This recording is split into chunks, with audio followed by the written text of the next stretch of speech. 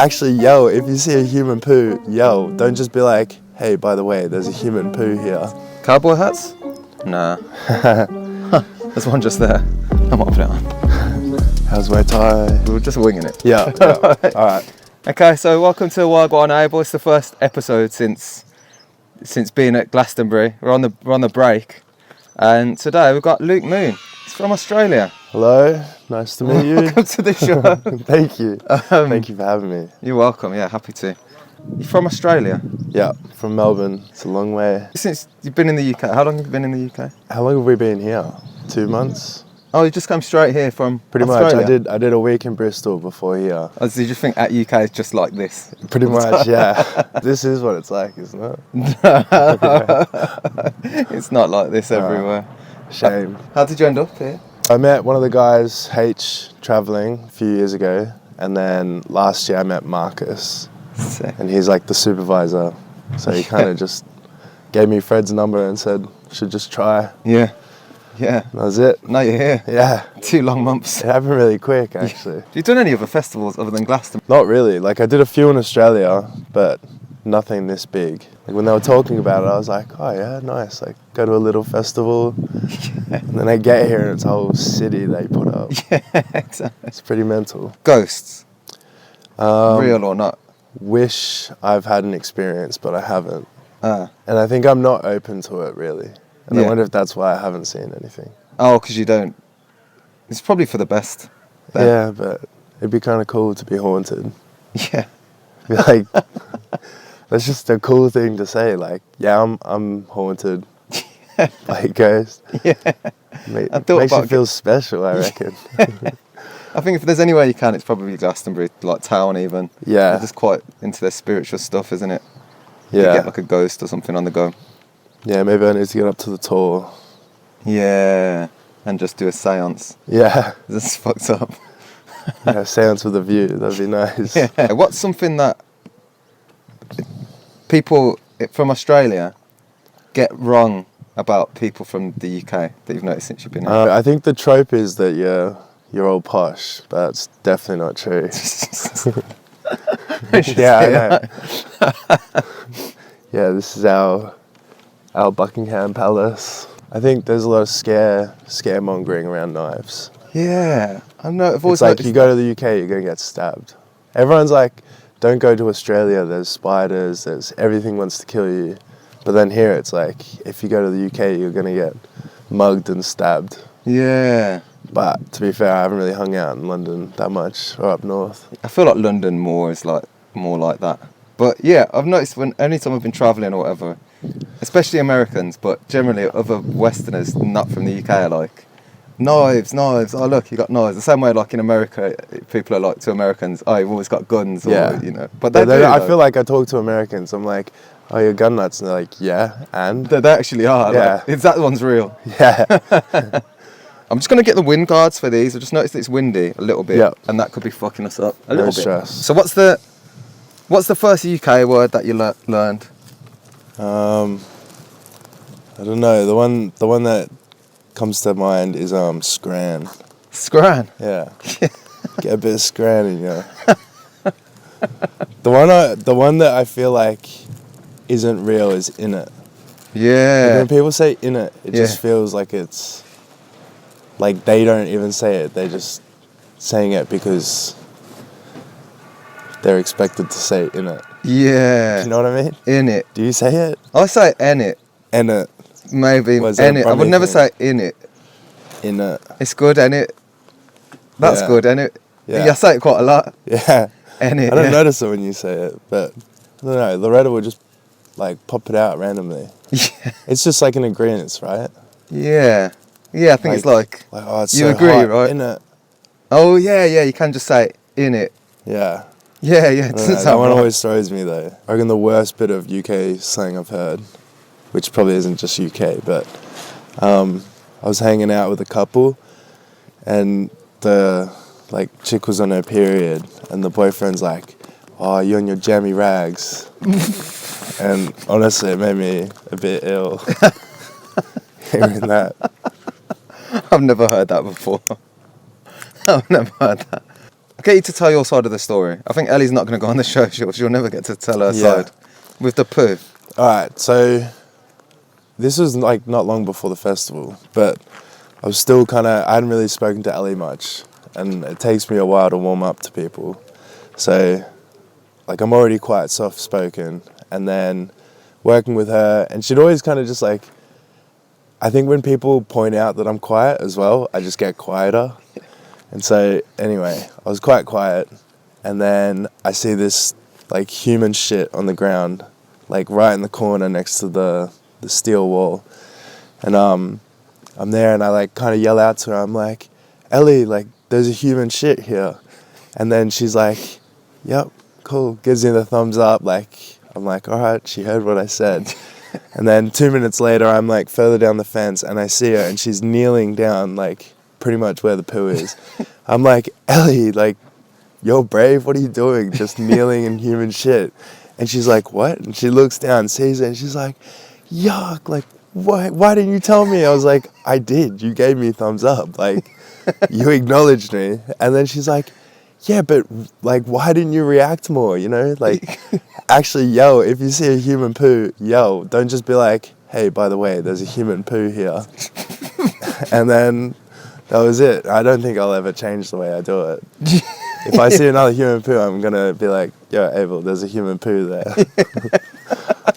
She didn't quite hear what you said, and she was just like, being polite or something. Serves her right. Yeah, really, she should have said. That's a lesson for her. Yeah, exactly. I'm glad she can't come on here and defend herself. Yeah, so. exactly. Maybe she will now. Yeah. Now that she knows, like, that's what's been said. Do you have any highlights from, Glastonbury, from the festival? What was the best part for you? Amel and the Sniffers in the mosh pit. Insane. So good. So much fun. So good. And just the way it happened too, because I was with Owen and Snooky, like two of the guys I met traveling last year. We were kind of like chilling on the outside, and I wanted to go in, but I was like, I don't want to just drag them into the middle. They were pretty like low at this point. Just had a big cigarette. Wink, I don't know if you can say. Yeah, what can you say? A sleepy cigarette. Ah, yeah. And CBD cigarette. Yeah, exactly. Legal one.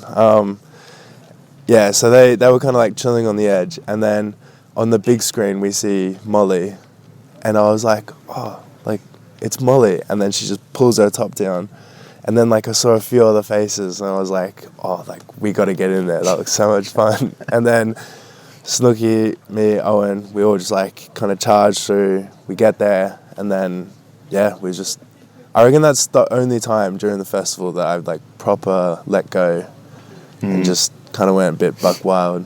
Yeah. A lot of fun. Yeah, that mosh pit was so good.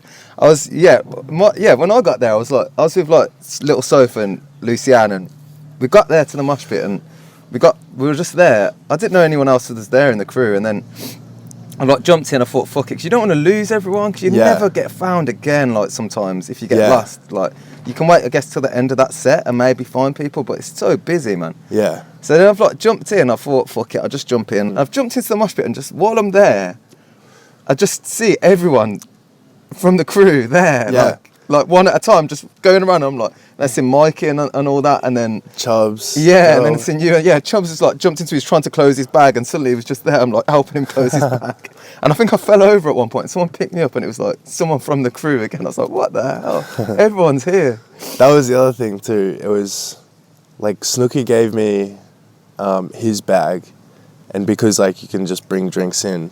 Yeah. We probably had, and it was, what day was it? Was it Saturday? I think it was Saturday. I don't know, but we were just trying to get through our drinks. We had a lot of drinks, and I think I probably had like 10 beers, and then like a bottle of rum and Coke in my shoulder bag.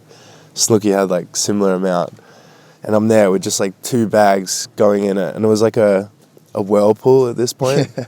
And I'm like, yeah, I remember that bit. I'm like, this is so stupid. I just feel so heavy. But I loved it, man. Yeah. That was so much fun. Yeah, I think that was probably my favourite day. That was one of my favourite sets as well, Amel and the Sniffers. I've never heard of them before. And I was like, they were wicked, man. Yeah. Such a good vibe, like. And Yeah. especially after... Did you see Kneecap before that? No, I wish I did, but Kneecap was Miss wicked. Kneecap. Kneecap was wicked, man. Yeah. Couldn't even tell you half of the people I saw. Yeah, same. Another one that stuck out, Brick Nasty. Have you ever heard of them? Nah. Never heard of them either. But we were going to another stage and we were walking past, and like, such an interesting style, like another Ireland band. Yeah. Just so cool. What do you mean by interesting style? It was almost like a little bit poppy, but it just wasn't predictable. Yeah. It was interesting the whole time. I love that. Yeah. When stuff goes in a direction that you're not expecting. Yeah, it was really cool. So good. They just kind of nailed it. Yeah. Whatever that is. Yeah. Whatever that thing is. Yeah. Like, yeah.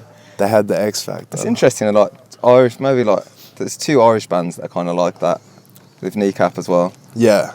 There's all that stuff with Bob Vylan too.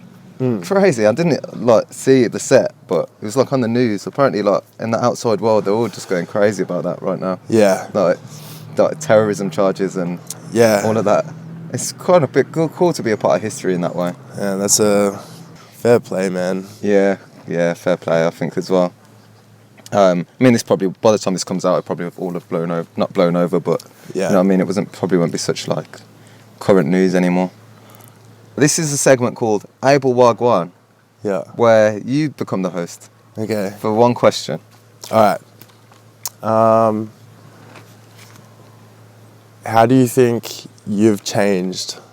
How many years have you been here? This is my 3rd year of this. Okay. How do you reckon you've changed between your first year here and now? Oh, shit, that's a good question, man. Gosh, I mean, I've changed probably quite a lot. But, I mean, you do over 3 years. Yeah. Anyway. But, I mean, I think having 2 years, not 2 years, 2 months, not in sort of Babylon system or not in, like, regular life, it gives you, I think for me, it gives me a sort of perspective of, it's rare to really get a break from that unless you go on holiday or something. But, like, you're actually away from it and there's no signal really here or anything that much. So you really are away from it for a bit.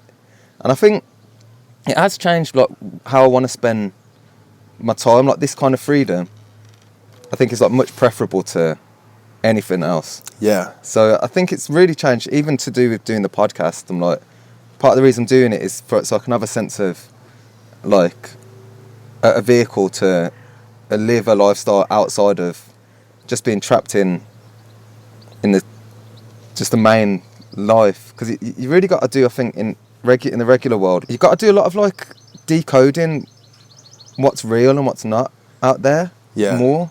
Like, you see what's on the TV or whatever, and it's like, even you can tell with this, like, the way Glastonbury's, we're here, like, we know what it's like. Yeah. But the way it's presented on the TV or the news or anything, it's, any time I've been somewhere and where something's actually happened and then I see it on the news, it's always reported completely differently to what I've seen. Every single time. There's never even, it'd be different if it was now and again. Yeah, you don't watch it on the telly and go, that was exactly that's how what that it was thing like. And I've never ever, not that I'm often places that's on the news, but the times that I have been, which is enough times, it's always completely different what they've said on the news to what it is, no matter what the thing is or how innocuous the thing is. And I think you've got to do a lot of that, man, in the real world, like just decoding what you see in the media or anything like that. And I think because the majority of people believe that stuff as well. Do you reckon, I mean, I know there is, like, an intentional agenda, but do you think it's, because obviously, like, we could be at the same thing, we could watch the news, go, that's not what it was like, but then both of our perspectives being at the thing could be very different. To each other. Yeah. Yeah, I agree. But I think, like, for people to get a job, like, on the news, I think there have to be people that see things in a certain way anyway. Yeah. To even get the job. So even if they see it that way, it's still biased through their lens. Yeah. The same way, if the only types of people could get... We're quite similar, or we've definitely got a similar experience this 2 months.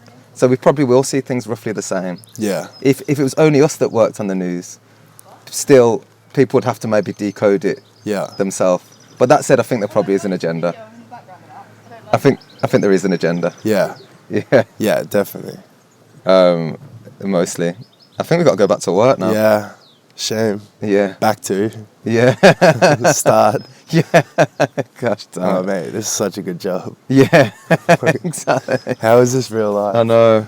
But we could probably continue this after.